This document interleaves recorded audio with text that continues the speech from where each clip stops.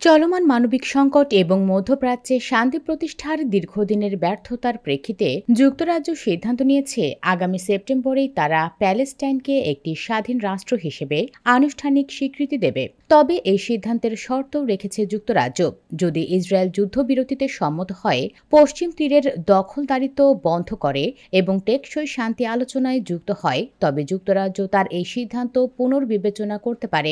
প্রধানমন্ত্রী কেয়ার স্টারমারের নেতৃত্বাধীন মন্ত্রিসভা এক জরুরি বৈঠকে এই সিদ্ধান্ত অনুমোদন করে।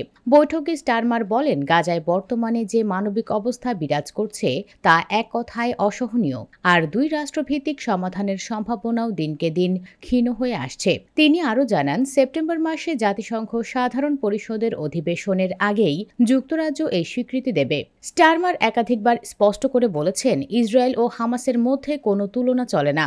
তার দাবি, হামাসকে অবশ্যই সব জিম্মিদের মুক্ত করতে হবে, অস্ত্র পরিত্যাগ করতে হবে, যুদ্ধবিরতিতে সম্মত হতে হবে এবং ভবিষ্যতে গাজার শাসন ব্যবস্থায় অংশ না নেওয়ার প্রতিশ্রুতি দিতে হবে।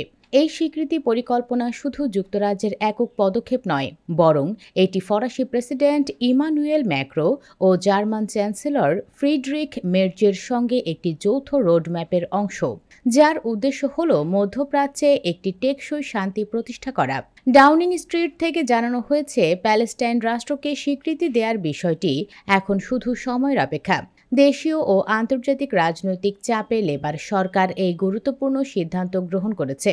ডেপুটি প্রধানমন্ত্রী অ্যাঞ্জেলা রেইনার, স্বরাষ্ট্রমন্ত্রী ইভেট কুপার এবং স্বাস্থ্য সচিব ওয়েস স্ট্রিটিং সহ একাধিক শীর্ষ মন্ত্রী মনে করেন, যুক্তরাজ্যকে এখন বিশ্বে নেতৃত্ব দিতে হবে এই বিষয়ে। এদিকে যুক্তরাজ্য সফরে আসা মার্কিন প্রেসিডেন্ট ডোনাল্ড ট্রাম্প আবারও আক্রমণ করলেন লন্ডনের মেয়র সাদিক খানকে। সোমবার স্কটল্যান্ডে এক সংবাদ সম্মেলনে ব্রিটিশ প্রধানমন্ত্রী স্টারমারের পাশে দাঁড়িয়ে ট্রাম্প সাদিক খানকে নোংরা ব্যক্তি বলে কটাক্ষ করেন। সংবাদ সম্মেলনে এক সাংবাদিক যখন ট্রাম্পকে প্রশ্ন করেন তিনি সেপ্টেম্বরের রাষ্ট্রীয় সফরে লন্ডনে আসবেন কিনা, জবাবে ট্রাম্প বলেন, অবশ্যই আসব, তবে তোমাদের মেয়রের ভক্ত নই। সে খুব খারাপভাবে দায়িত্ব পালন করেছে। এরপর সরাসরি বলেন, লন্ডনের মেয়র একজন নোংরা ব্যক্তি।